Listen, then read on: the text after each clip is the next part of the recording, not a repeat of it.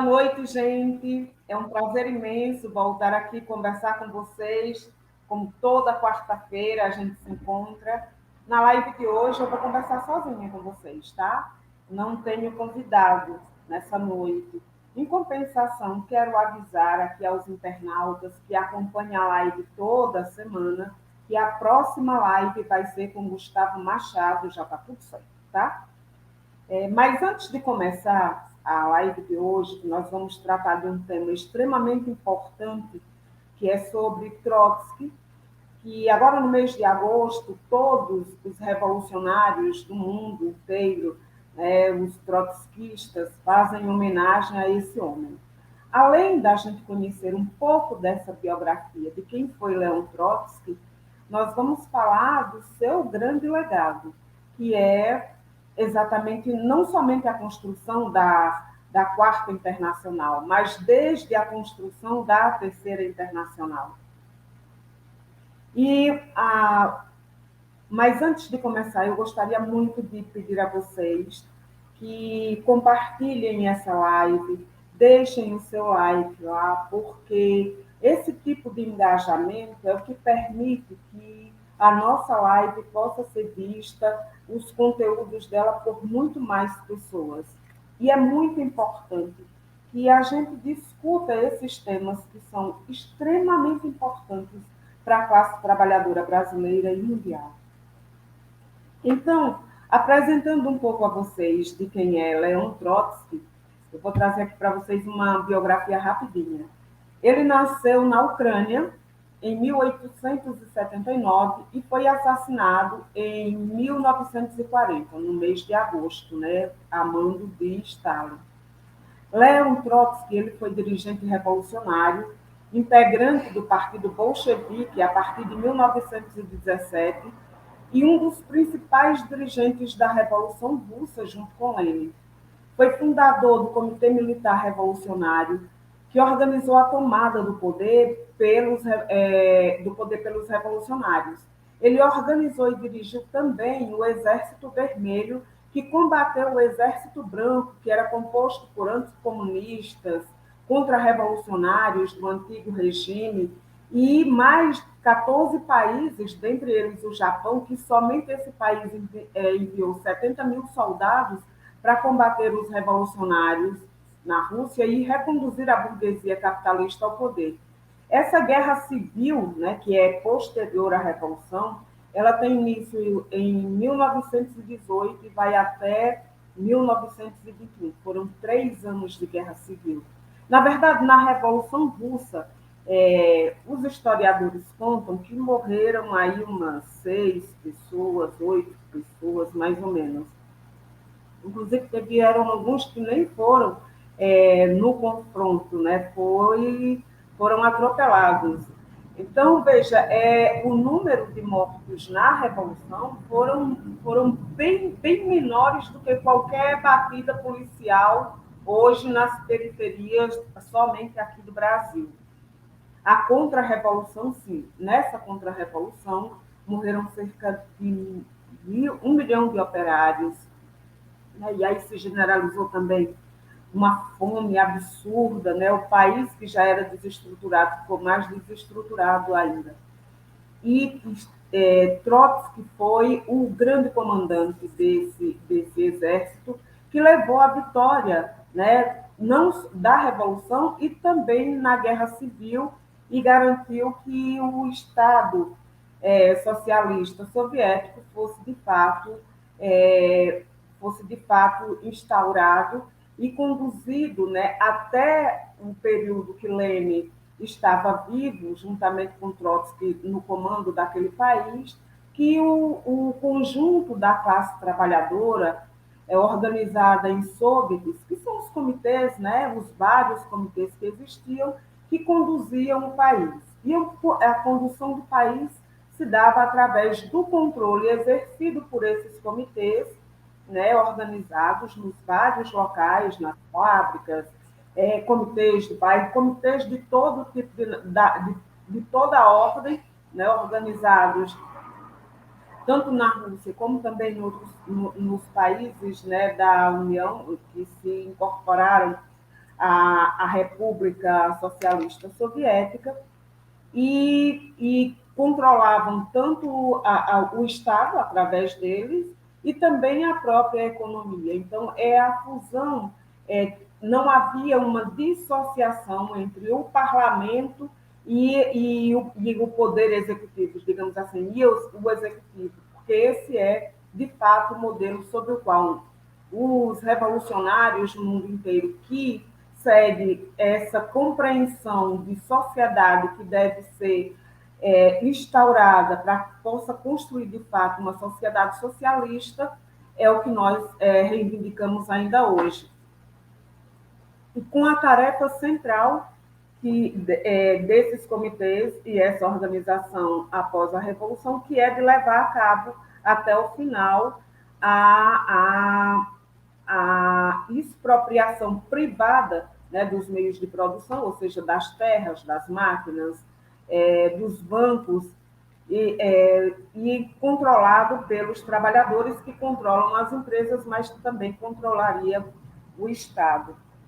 Isso vai ficar assim até a morte de Lenin. Posterior, quando Lenin morre, Stalin já está no comando do país, né? Lenin morre em 1924, em janeiro de 24, acometido por um AVC, né? Então, depois disso, como teve um período da Guerra Civil, né, que morreram muitos operários qualificados que poderiam conduzir, né, 1 milhão faz muita falta na condução do país, dos revolucionários, daqueles que estavam à frente, que tinham especialização, morrem. Então, o próprio Estado soviético vai ter que contratar, ou seja, lançar mão de técnicos e funcionários do antigo regime, que eram contra, inclusive, aquele novo sistema social, mas precisava deles para trabalhar e reconduzir o país. Então, havia, de certa forma, nesse período da subida de Stalin ao poder, já uma casta, né, já havia setores privilegiados, que é a partir daí, nesse momento que Stalin chega e se incorpora, e a partir da morte de Lenin, ele vai criando as condições para reconduzir, na verdade, vai criando as condições de uma contra-revolução que vai se dar agora nesse novo âmbito, não mais dos revolucionários contra o exército burguês, mas agora já o próprio Stalin e o stalinismo, que vai caçar, fazer uma caça, né, aos revolucionários bolcheviques, que inclusive faziam oposição às medidas que aquele governo ia tomando, de forma que ia acabando com a democracia operária, ia se encastelando uma casta burocrática que ia decidindo as coisas não mais numa relação de Estado e comitês e Estado que controla, mas do Estado que passa a controlar centralmente a economia e também a política. E é contra isso que Trotsky e os bolcheviques, na época, vão lutar e organizar a oposição, que é chamada oposição de esquerda, e começa, a partir daí, uma caçada contra os comunistas bolcheviques, que são assassinados, dizimados fisicamente, né, e até chegar a Trotsky em 1940. Em meio a tudo isso, havia uma guerra mundial, a Primeira Guerra Mundial, e a Segunda Internacional capitula as burguesias nacionais. E ao capitular as burguesias nacionais, essa internacional já não daria conta da tarefa central para a qual ela foi criada, tanto a primeira quanto a segunda, que é de construir mundialmente direções revolucionárias para organizar a classe trabalhadora contra o sistema capitalista e a tomada do poder. Então, em meio a isso, e depois da capitulação da Segunda Internacional, Lenin, Trotsky e outros dirigentes muito importantes fundam a Terceira Internacional. Essa Terceira Internacional, ela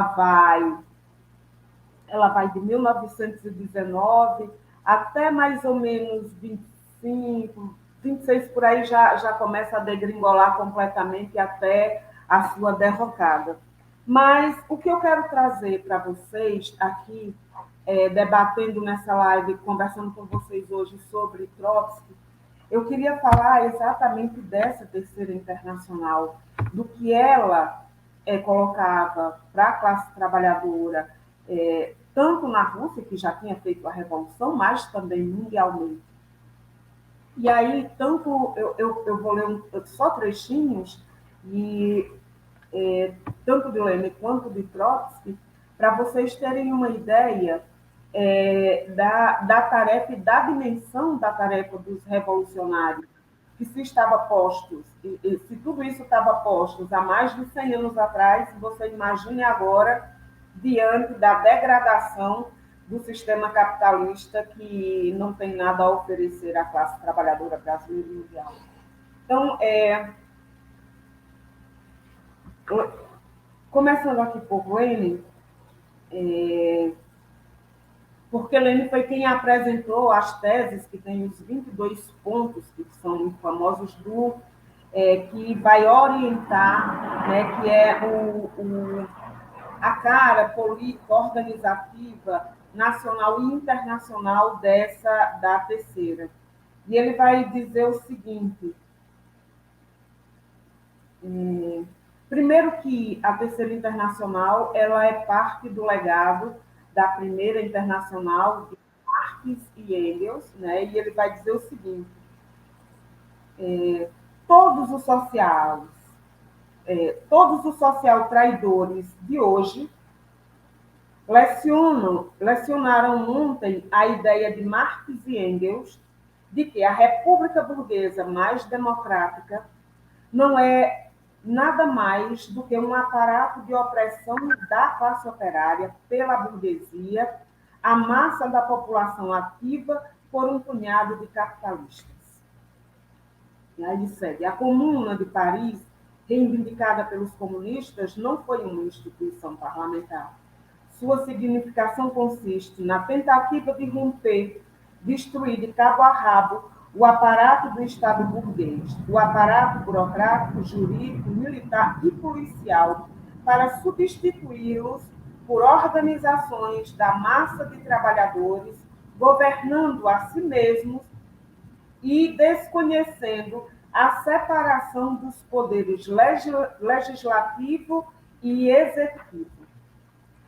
E aí ele tem um trecho que é citado que diz o seguinte: a ditadura do proletariado é a repressão pela violência da resistência dos exploradores, isto é, de uma minoria ínfima de grandes proprietários, latifundiários e capitalistas. Daí decorre que a ditadura do proletariado deve ser engendrar não somente a mudança das formas e das instituições democráticas em geral, mas ainda uma expansão sem precedentes da democracia real para a classe operária sujeita hoje, né, ao capitalismo. Então, e aí ele vai dizer: somente a democracia soviética, ou seja, a democracia do conjunto dos operários e da massa organizada em soviets ou proletária, conduz de maneira prática à abolição do poder de Estado, pois começa desde cedo a preparar o perecimento completo de todo o Estado ao associar as organizações da massa à gestão desse Estado. E ele vai dizer, e segue: a internacional que subordinará os interesses ditos nacionais aos interesses da Revolução Mundial, realizará a ajuda mútua dos proletários dos diferentes países, apoiará os povos explorados das colônias em sua luta contra o imperialismo, a fim de apressar a derrocada do sistema imperialista mundial. Ou seja, todo o pensamento, né, que Lenin aqui vai estabelecer para essa, né, do caráter que deve ter essa internacional, ela está diretamente relacionada com as necessidades e o interesse da classe trabalhadora, da classe operária e de toda a massa de trabalhadores, ou seja, todo o proletariado, que hoje está sujeita, né, à dominação capitalista, à exploração e à opressão capitalista. E ele vai dizer que a mesma coisa se estende aos países menos desenvolvidos, mas não é voltado para os interesses das burguesias nesses países coloniais, nesses países dominados pelo imperialismo, mas a classe trabalhadora, os interesses, ele vai dizer, nos interesses, o apoio e toda a solidariedade é aos povos explorados das colônias. Não é a burguesia desses países, porque também os explorados nesses países, né, esses povos, estão sujeitos tanto à dominação da sua própria burguesia nacional, como também da burguesia imperialista, ou seja, das grandes potências capitalistas mundiais. Então, esse é digamos assim, a ideia geral que está colocada para essa terceira internacional. E Trotsky foi quem recebeu a missão de redigir, né, o manifesto necessário à proclamação dessa nova internacional. Foi a ele que competiu essa tarefa. Então, da mesma forma que o Manifesto Comunista, né, que é o manifesto da primeira Internacional Comunista, foi feito por Marx e Engels.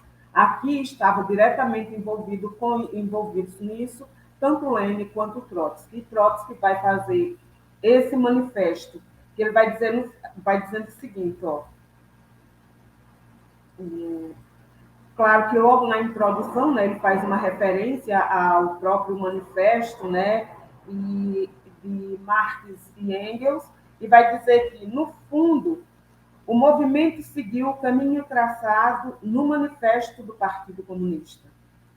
A hora da luta final e decisiva chegou mais tarde do que contavam e esperavam os precursores da Revolução Social, mas ela chegou. Trotsky explica que os comunistas se sentem herdeiros e executores testamentários da obra anunciada, que à época tinha 72 anos. E ele diz: a tarefa é de generalizar a experiência revolucionária, de eliminar as escórias dissolventes do oportunismo e do social-patriotismo, né, que é de unir as forças de todos os partidos realmente revolucionários do proletariado mundial. Então, e ele vai dizer que isso é importante porque ele vai falar o seguinte: abreviar a época da crise atual capitalista, né?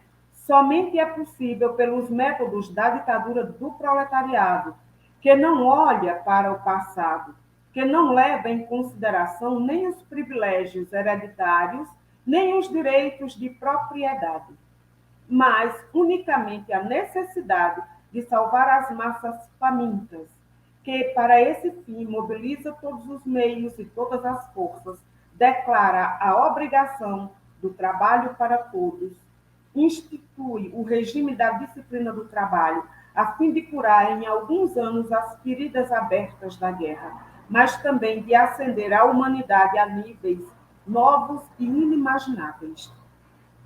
Ele escreve divinamente, né? E ele vai dizer o seguinte: os vociferadores do mundo burguês sobre a guerra civil e o terror vermelho, ele está falando da Revolução Russa, constituem a mais monstruosa hipocrisia que conheceu até hoje a história das lutas políticas. Não haveria guerra civil, com efeito, se as cliques de exploradores que levaram a humanidade à beira do abismo e que não se opuseram a todo o progresso das massas trabalhadoras não organizassem complôs e assassinatos, não solicitassem o socorro do exterior para manter e restaurar seus privilégios usurpados, A guerra civil foi imposta à classe operária por seus inimigos mortais, ou seja, a burguesia nacional e também internacional. Ou seja, toda a internacional e Trotsky trazendo os critérios estabelecidos desde o Manifesto Comunista, coloca como tarefa, até pela natureza que tem o próprio sistema capitalista, que é mundial, que é internacional, que a Revolução Socialista ela é também internacionalista. Ela começa num determinado país, obviamente, ela tem que começar em algum lugar, né? Como começou na Rússia, mas ela só se realiza completamente quando não existe um único vestígio do sistema capitalista em todo o globo. Ou seja, não tem aqui nem resquícios, nem de Engels, nem de Lenin, nem tinha de Marx e de Engels, assim como não tinha de Lenin e nem de Trotsky, nenhum resquício, nenhuma palavra, nenhuma vírgula sobre o socialismo em um só país. Isso é uma teoria, é uma ideologia desenvolvida pelo próprio Stalin e pelos stalinistas até hoje. Assim como a teoria dos campos progressistas, né, que também é desenvolvida, em que, depois da Revolução Russa, uma das coisas que Stalin vai estabelecer como parte da contra-revolução, porque vai exatamente na contra-revolução daquela tarefa que deveria ser da Terceira Internacional e da solidariedade que a União Soviética poderia se estender a toda a classe trabalhadora mundial, que era de sufocar, de derrotar as suas burguesias nacionais e também o imperialismo, ele vai na contramão, dizendo que em alguns países, inclusive, era preciso desenvolver as burguesias capitalistas existentes à época, desenvolver o capitalismo no interior de cada país, e somente depois disso haveria a necessidade de se fazer a Revolução Socialista, ou seja, além de estabelecer o critério da teoria dos campos, né, dos campos progressistas, também vai levar a classe trabalhadora a fazer alianças com essas burguesias, e é o tão chamados governos de frente popular, que é tão popularizado depois e tão levado a cabo pelos partidos comunistas mundialmente. E qual é a grande desgraça disso? É que foi esse homem que Stalin mandou matar em 20 de agosto de 1940 e, portanto, está completando 83 anos do seu assassinato. E quando nós olhamos a realidade do mundo hoje, o que é que nós vamos observar? É que no mundo existe, na atualidade, 735 milhões de famintos, segundo os últimos dados da ONU. Né? No Brasil, existem 21 milhões que não têm o que comer todos os dias e tem 70,3 milhões de pessoas que não sabem se vai comer amanhã. Ou seja, tem aqui nesse país mais de 70 milhões de pessoas que não têm segurança alimentar e que passam fome. Né? Então, é quase metade da população brasileira. Quase a metade da população brasileira hoje passa fome diretamente ou não tem segurança se vai comer todos os dias da semana. Em contrapartida, o Brasil que vem descendo a ladeira da recolonização, né, e ocupando mundialmente, centralmente, o papel na economia de exportador de produtos primários e produtos pouco industrializados, que é as chamadas commodities, tem hoje como centro da sua economia mais vigorosa e, portanto, a que mais recebe investimento até para cumprir esse papel na divisão mundial da economia capitalista, é o agronegócio. E o agronegócio brasileiro, na contramão dessa realidade de fome, o agronegócio teve 74,7 bilhões de dólares, não são de reais, de dólares, então você pode aí tranquilamente multiplicar por 5, no primeiro semestre agora de 2022. 2023. Tá? E o governo Lula, que hoje é quem chefia o Estado brasileiro, ou seja, é o chefe do Estado capitalista brasileiro, em aliança com a direita, em aliança com o centrão, mas que também traz consigo, envolve e abarca os partidos da esquerda, né? Que hoje só está fora o PSTU, né? Só não, da aliança direta, de apoio direto, e daqueles que não estão no governo, mas dão apoio e sustentação a esse governo sobre o argumento de que precisa combater a ultradireita. Mas aí a gente já chega lá. Veja, em 2000, agora, no dia 27 de junho, né, quer dizer, no primeiro semestre teve 74 bilhões, 74,7 bilhões de dólares de lucro, né? E no dia 27/6, o governo Lula liberou 364,22 bilhões de reais para o agronegócio.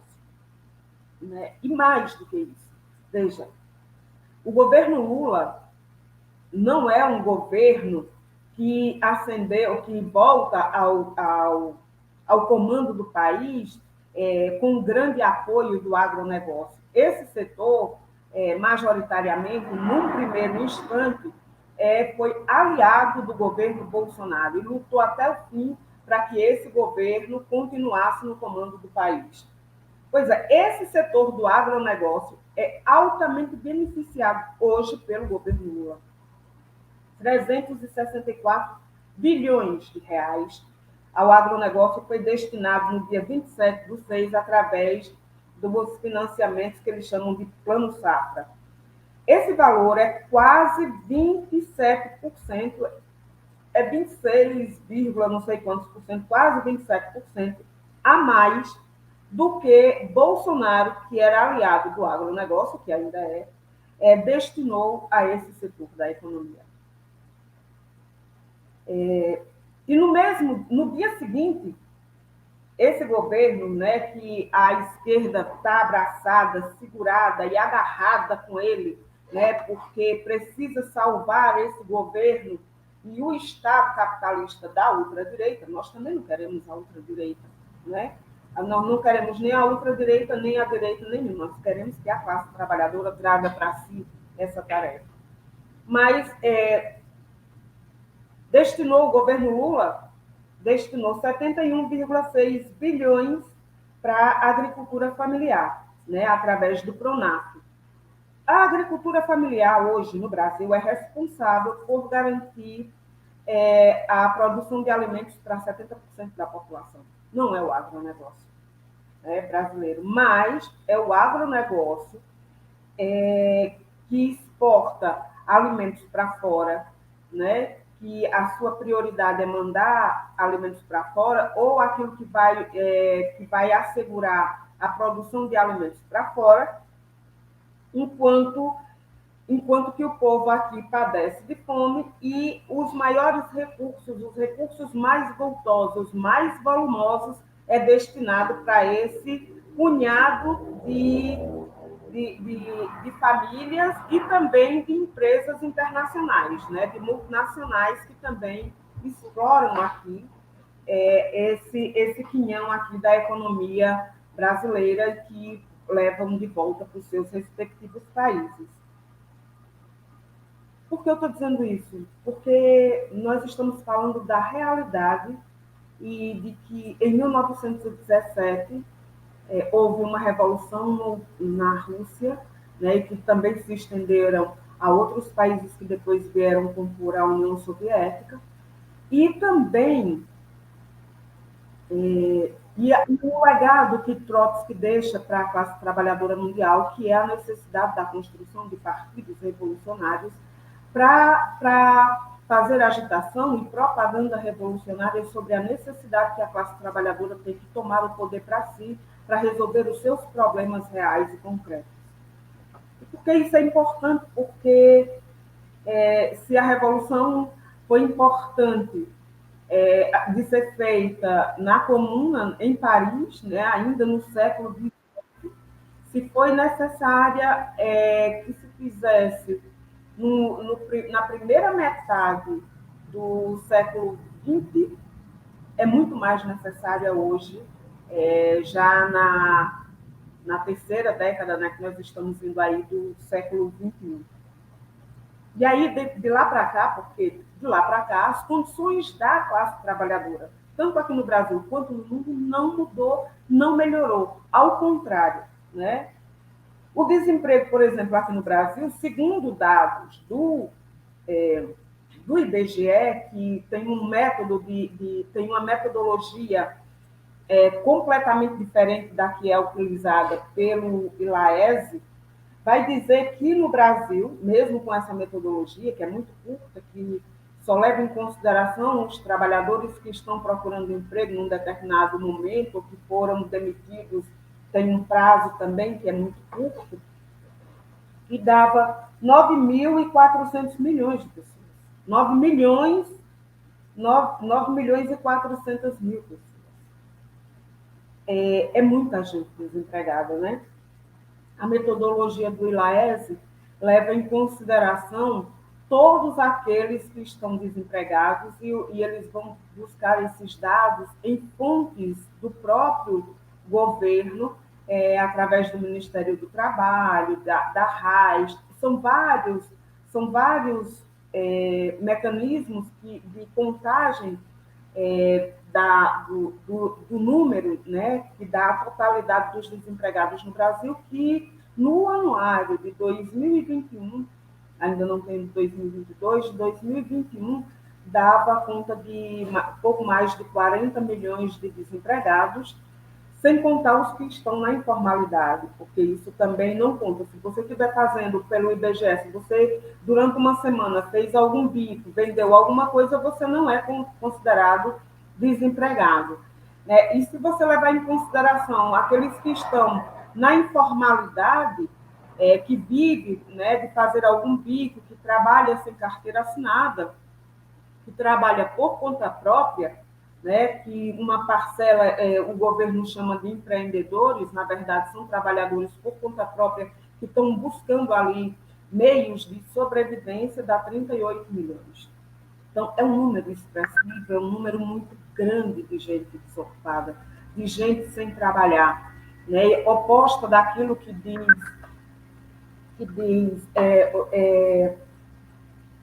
Trotsky, de que o trabalho é para todo mundo, né? Que o trabalho deve ser para todo mundo.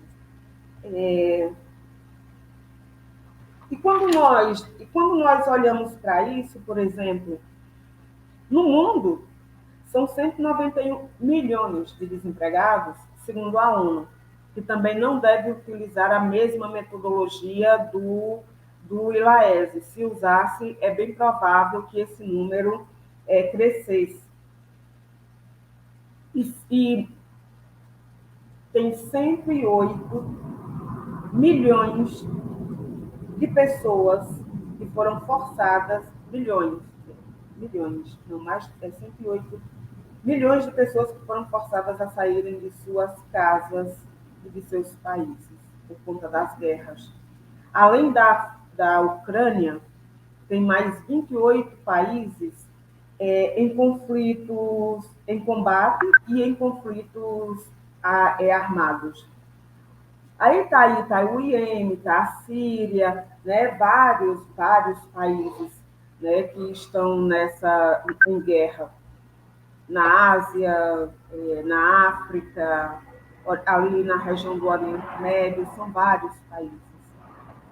Significa dizer que a tarefa da classe trabalhadora brasileira e mundial, das organizações da classe trabalhadora brasileira e mundial, de uma internacional comunista, socialista, revolucionária e mundial, não é de estimular a classe trabalhadora e as suas organizações a fazerem alianças com os setores burgueses, né? Mas esse é o principal argumento utilizado hoje, principalmente porque no rastro dessa realidade tem crescido muito nos países Tem agora, por exemplo, o Javier Milei, aqui da Argentina, que nas prévias saiu em primeiro lugar como candidato à eleição, à presidência daquele país. A possibilidade de Trump, que já governou os Estados Unidos, volte ao comando do imperialismo americano,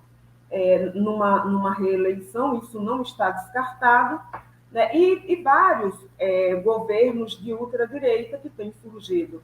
Os governos de ultradireita, assim como houveram os governos fascistas, como teve na Alemanha, mas também na Itália, tinha uma realidade muito parecida com essa, que é da fome, do desemprego, e a classe trabalhadora desassistida na concorrência entre si pela sobrevivência é uma presa fácil para esses setores da grande burguesia, através de propaganda ilusória e enganosa, se apropriarem, pegarem e criarem ilusão na nossa classe e levarem, né, consigo em determinados momentos.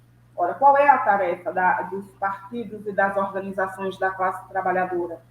Que é independente, que defende uma sociedade socialista, onde a classe trabalhadora controle a economia, controle o Estado, ou seja, controle a produção na fábrica, controle a distribuição de todos os produtos fabricados, controlem os bancos, que eles sejam, que eles deixem de ser privados e passem a ser propriedade social, controlada por esses trabalhadores, controlada pela população, que também controla o Estado, que também delibera nos conselhos, nos seus locais de trabalho, de estudo, de moradia, em todos os cantos, sobre a condução política, jurídica, econômica do país e fora do mundo, estendendo sua solidariedade.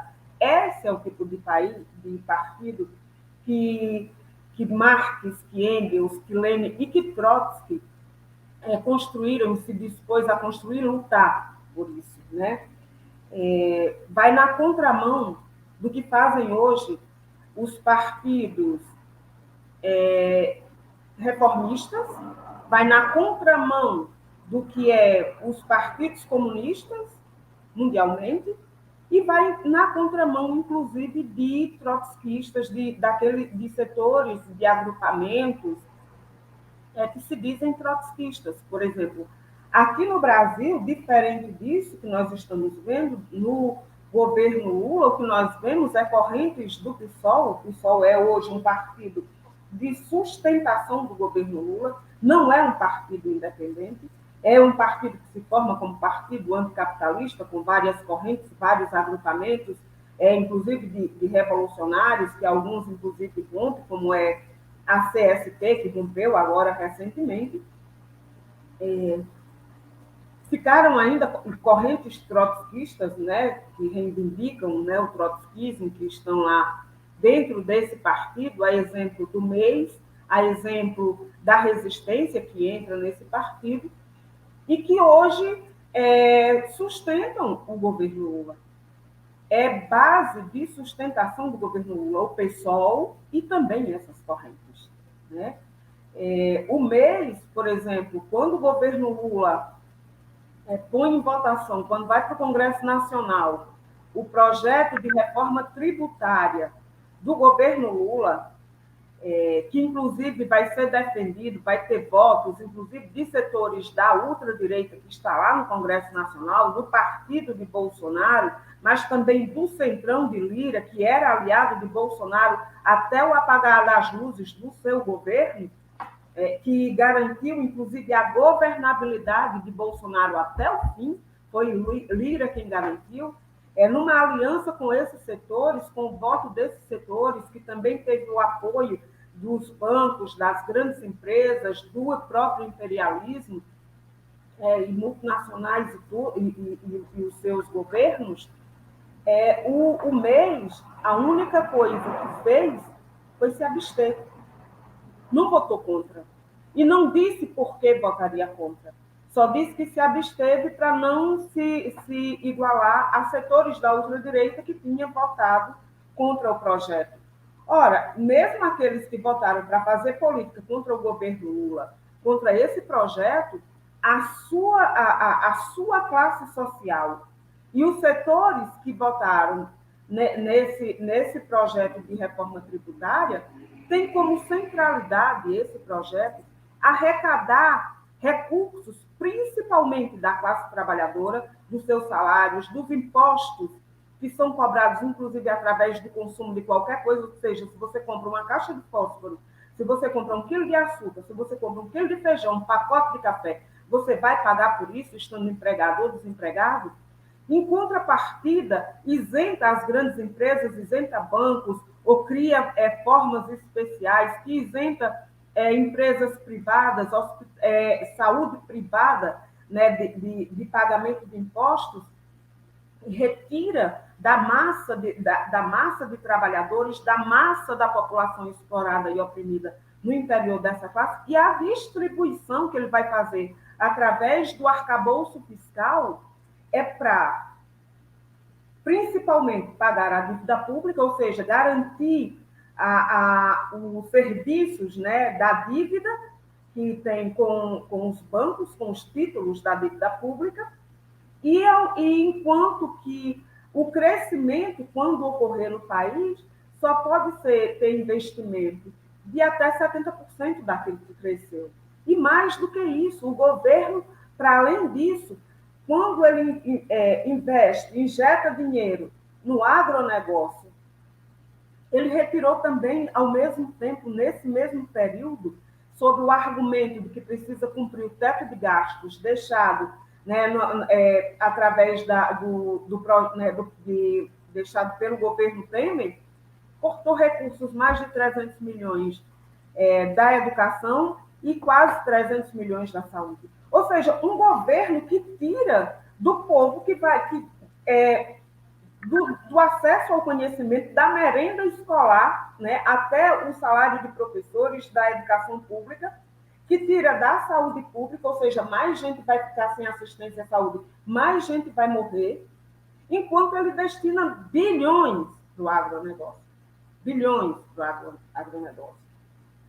Mais do que isso, quando no seu projeto no arcabouço, né, o seu projeto fiscal, porque não é um projeto, esses projetos não foram feitos pela ultradireita, não foram projetos feitos pelo Centrão, apresentado ao governo, não, foi um projeto do governo Lula, projeto formulado, por exemplo, a reforma, o arcabouço fiscal, né, a reforma fiscal, é feita por Haddad, juntamente com Lula, né, e que privilegia os bancos em detrimento das necessidades da classe trabalhadora. E quando tiveram os bancos, que vai ser priorizado nesse negócio todo, tanto na arrecadação e depois na distribuição, na arrecadação através da reforma tributária e na distribuição através do arcabouço fiscal, da reforma fiscal de Lula, Temer e do Congresso Nacional, tendo o Centrão principalmente como aliado. O Centrão é a direita, tá? Não é esquerda, é direita. E é aliado, e setores aliados da ultradireita também. Os bancos, os 4 maiores bancos aqui no Brasil, no meio da pandemia, eu não peguei nem os dados de agora, eu só quis pegar um período, foi uma escolha fazer no período em que o povo estava morrendo, um ano mais letal aqui nesse país. E as pessoas estavam morrendo, estavam passando fome, estavam desempregadas, morrendo aos montes. Os 4 maiores bancos no Brasil, no primeiro trimestre, ou seja, nos primeiros 3 meses do ano de 2021, tiveram 24,3 bilhões de reais de lucro. Nos primeiros 3 meses, né? Em 2021, os bancos tinham um ativo, ou seja, um montante consolidado de ativos, de recursos desses bancos, da ordem de 6,71 trilhões de reais. É mole ou que é mais?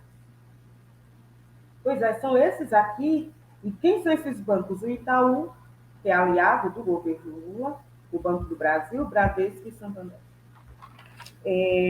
Por que nós estamos falando disso? Porque quando os stalinistas no mundo inteiro se aliam às burguesias nacionais em nome da luta contra o imperialismo, como se fosse uma outra coisa do outro mundo, ou de setores da burguesia mais progressista contra setores que eles dizem que são mais reacionários, nada mais são do que aliados da própria burguesia, e ao fazerem isso estão indo na contramão das necessidades reais da classe trabalhadora. Pois muito bem, fazem isso também os partidos ditos anticapitalistas, os partidos reformistas de todas as matizes, e fazem e contribuem com isso também, e é parte disso também, organizações trotskistas mundialmente aqui no Brasil, essas que estou falando para você, e poderia falar de mais outras. Então, e por que nós precisamos falar disso? Porque o legado que Lenin e Trotsky deixaram para nós, para a classe trabalhadora brasileira e mundial, é algo que nós devemos pegar, estudar, disseminar isso, estimular a classe trabalhadora, a organização e a luta independente dos patrões e dos governos.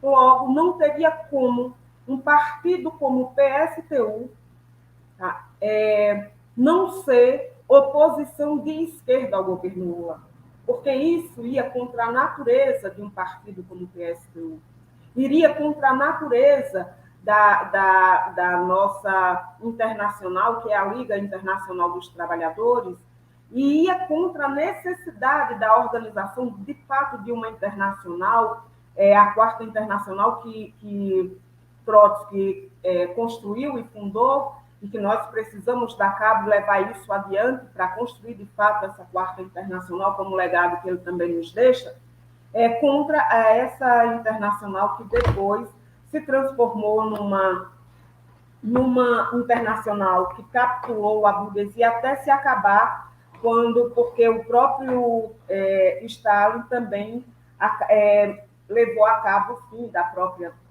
Internacional Comunista. Depois dela ser completamente descaracterizada, dela não servir para absolutamente organizar a classe trabalhadora brasileira e mundial, para atender os interesses do próprio imperialismo, né, em aliança, inclusive, com o governo da Inglaterra, ele acaba e põe fim à própria Terceira Internacional. Acaba a Terceira Internacional. Antes disso, Trotsky, vendo que essa internacional não tinha como cumprir essa tarefa mundialmente da organização, da construção, de estimular os partidos nos países mundialmente, ele funda, né, a Quarta Internacional, em 1938, se não estou enganada, porque eu sou ruim em ano também. Bom, mas o que eu queria dizer é que esse mês ele é muito importante para esse tipo de debate que nós queremos centrar, da importância que tem, da necessidade concreta da construção de partidos de uma internacional socialista e revolucionária. A Liga Internacional dos Trabalhadores é uma internacional ainda muito, muito pequena. Existimos em vários países, né? Em mais de 20 países, quase 30 e poucos países, mas ainda é muito pequeno. E ainda somos partidos muito pequenos, né? Somos grupos pequenos internacionalmente. Mas nós precisamos fazer isso crescer, porque essa é uma necessidade da nossa classe. Nós precisamos organizar todas as pessoas que estão desempregadas, todos os que estão trabalhando, os que estão desempregados em solidariedade aos que estão trabalhando e os que estão trabalhando em solidariedade aos desempregados.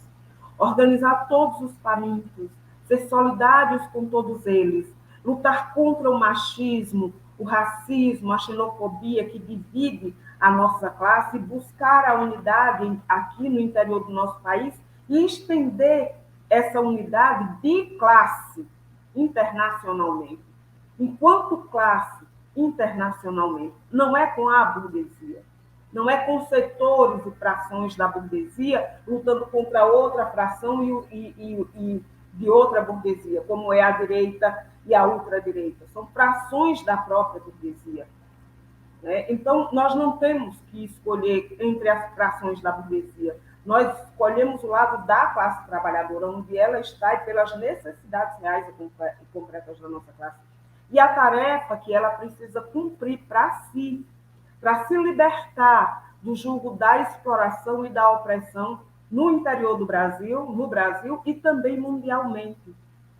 E para isso, nós precisamos construir o nosso partido, desenvolver esse partido, levar ele a todos os lugares, fazer com que essas ideias da socialização do conhecimento e também que queremos a socialização de toda a riqueza. E para isso nós precisamos travar uma luta contra a burguesia, a grande proprietária. Não estou falando aqui do pequeno, não estou falando aqui nem dos médios, proprietários de negócios, de indústrias, de comércio. Não, nós não estamos falando dos pequenos, nós estamos falando dos grandes, que é quem de fato move essa economia mundialmente. É deles que nós estamos falando, é desses que nós temos que nos apropriar de todos os meios.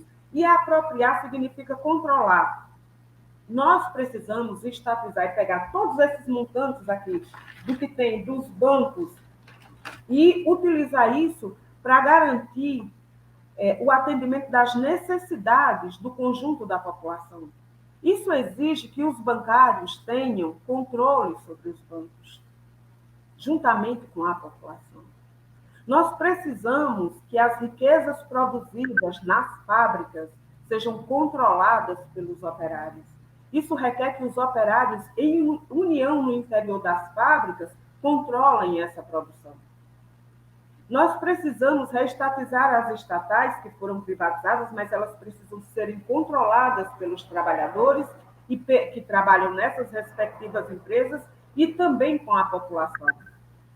Esse controle é preciso que nós exerçamos desde já, porque essa é uma condição fundamental para o salto que nós precisamos dar, que é da revolução para a tomada também política do controle do próprio Estado, para levar a cabo todas essas tarefas que é de pôr fim à propriedade privada dos meios de produção aqui no Brasil e mundialmente. Essa é a tarefa da nossa classe.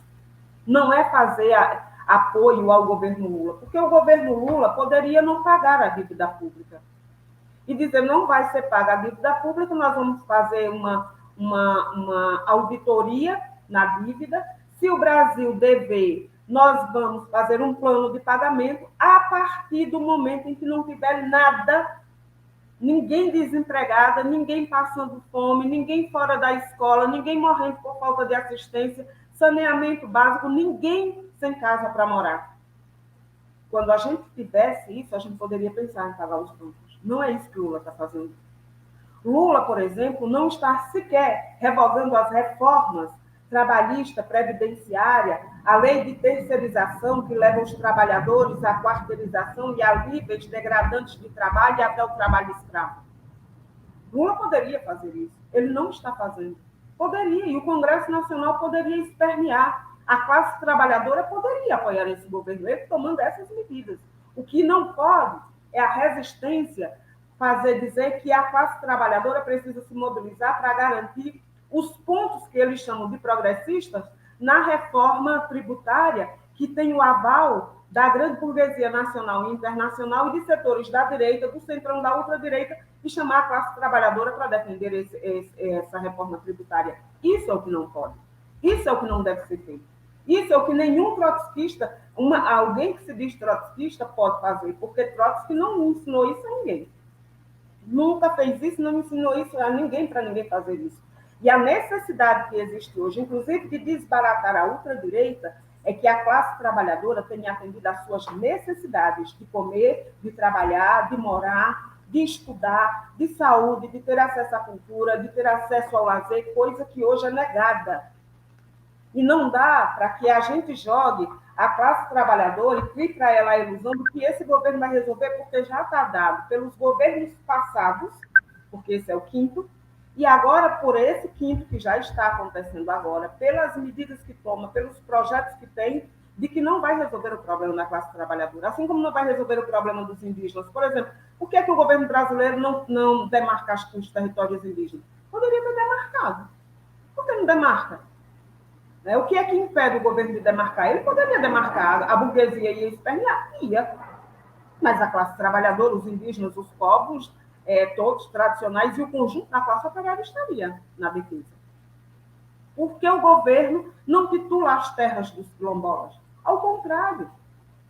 Ao contrário. Agora, a mãe Bernadette, lá na Bahia, foi assassinada com 20 tiros na cara, porque estava defendendo o território que é quilombola, contra os interesses de quem? Dos fazendeiros.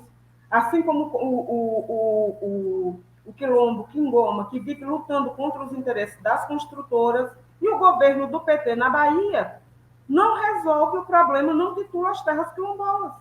Não tem um enfrentamento contra nem os fazendeiros, nem as construtoras. Ao contrário, o que o governo da Bahia faz? Igualmente faz os governos da ultradireita aqui de São Paulo e também do Rio de Janeiro, são chacinas pelas PMs, que só agora, no mês do final de julho para início de agosto, foram 45 assassinatos.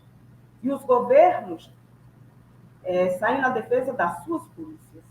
Não saem na defesa dos filhos pobres, da classe trabalhadora negra das periferias. Não. Essa tarefa compete à classe trabalhadora e aos moradores dessas periferias. Então, qualquer trotskista,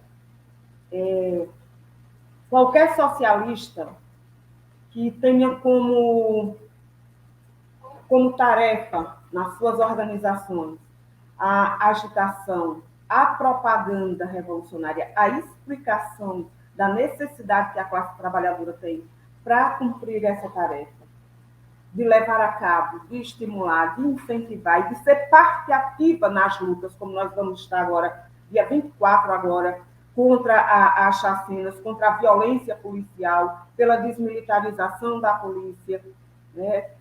Mas que essa polícia também ela tenha direito à organização, porque também no interior das polícias tem as patentes, os que estão baixas, que matam também são os que morrem, né? Por conta dos interesses dos governantes, mas também dos seus generais. Então, nós precisamos lutar e garantir esse tipo de segurança para incentivar a classe trabalhadora, os moradores das periferias, a terem controle sobre os seus bairros, para eles, não a PM, não as polícias, não o tráfico, terem controle dos bairros, mas a população ter o controle do seu bairro, ter o controle sobre o seu bairro. Essa é a principal medida para garantir a sua vida, a vida dos seus filhos, a vida dos seus entes queridos que estão morrendo ao tempo inteiro. Então, a tarefa dos trotskistas, mundialmente, é essa. Não é de ser base de apoio de um governo burguês, como é o governo Lula aqui no Brasil.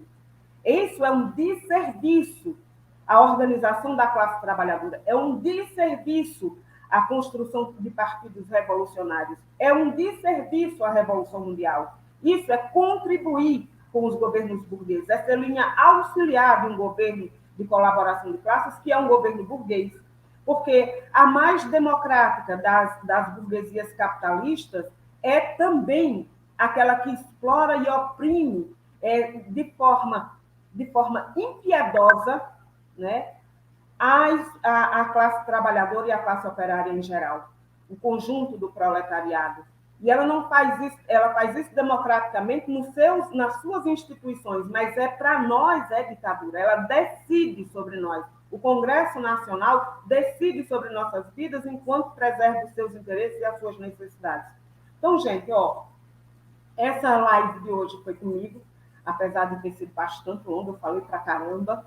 Eu espero que vocês façam o seguinte: primeiro, para que vocês entendam o que foi o stalinismo e saber que tinha uma alternativa, porque os stalinistas têm mania de dizer que somente não poderia ter sido feito de uma outra forma. Eu quero mostrar para vocês Cadê meu livro? Vai ser lançado agora, vocês já podem entrar no site da editora Sanderman, porque já tem uma pré-venda, inclusive mais em conta, do livro de Rogovin, que é que fez uma pesquisa durante 9 anos, e esse primeiro tomo está sendo lançado agora pela editora Sanderman, são 7 tomos, são 7 volumes, que ele vai contar toda a história no interior da União Soviética, no interior da Rússia, desde o surgimento da oposição de esquerda, as lutas que foram travadas para garantir que a revolução ela fosse levada adiante, que o socialismo fosse de fato implantado na União Soviética e desenvolvida para outros países, e como isso foi sendo dizimado, assassinada, desvirtuado completamente por Stalin e por todos os stalinistas. E como isso se espraiou também como ideologia para o mundo inteiro, através dos partidos comunistas, mas que está no ideário também dos partidos reformistas de todos os matizes, e como a gente vê aqui, também como prática de setores que se reivindicam trotskistas. Então, entrem aí no site. Para além disso, para vocês saberem um pouco mais sobre Trotsky, entrem na página do PSTU, tem lá. Tem vídeos, tem tudo que vocês queiram saber. Tem um livro dele que eu recomendo muitíssimo para vocês, que é A Revolução Traída, porque mesmo com toda a pujança econômica, ele dizia, se não tiver uma revolução política, ou seja, a economia estava estatizada, é fato, não era controlada não era uma propriedade privada, mas era controlada pelo Estado. E que se a classe trabalhadora não tivesse controle sobre o Estado também, e não tivesse o controle, obviamente, sobre a própria economia, o capitalismo seria restaurado, e de fato foi. Então, que as lições de Trotsky, dos nossos mestres, nos sirvam e nos orientem para, observando a realidade, construir o Partido Revolucionário no interior de cada país, mas também uma internacional forte, capaz de levar a cabo a Revolução Socialista Mundial, até que a gente possa varrer do planeta o sistema capitalista que explora e oprime toda a nossa classe, principalmente os negros, as negras, as mulheres, as LGBTs e os imigrantes. Então, gente, muito obrigada a vocês. Até a próxima semana com Gustavo Machado. Até lá. Um cheiro.